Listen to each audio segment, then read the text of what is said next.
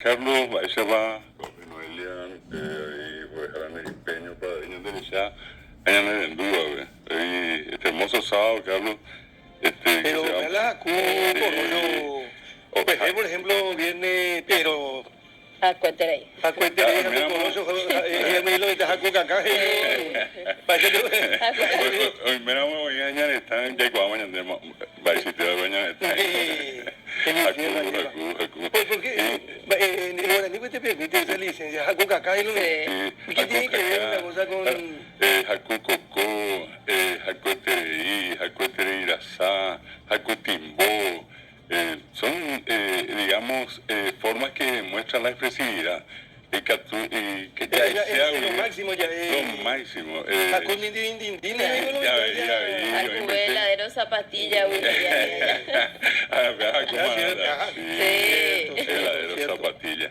Mira, Carlos, hoy es un día muy importante en términos, digamos, históricos, pero también es el día del guardabosques. Es también el día, está una cosa medio nostálgica, de mandar una carta a un amigo.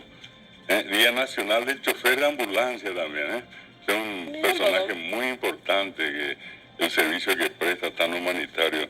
Y hoy, un día como hoy, fallecía el héroe de Curupaytí, el general José Vigis Díaz, en el año 1867, en plena guerra de la Triple Alianza con el Paraguay.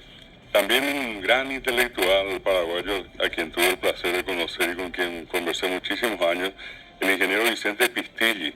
Nacida un día como hoy, en el año 1933. Él había escrito un libro sobre la primera fundación de Asunción, donde demuestra con un mapa el Cerro Lambaré, que hoy está aquí en la región oriental. En ese entonces, cuando en uno de los mapas que él logró, figuraba en el Chaco, ¿verdad? Y que él decía, muestra cómo el río Paraguay fue cambiando el curso varias veces. Y otro dato importante, un gran folclorista, médico, o en este caso era oculista, el doctor Stilber Cardoso. Upa, llegué a conocer, qué señor. Tengo enciclopedia. Sí, no, hoy va.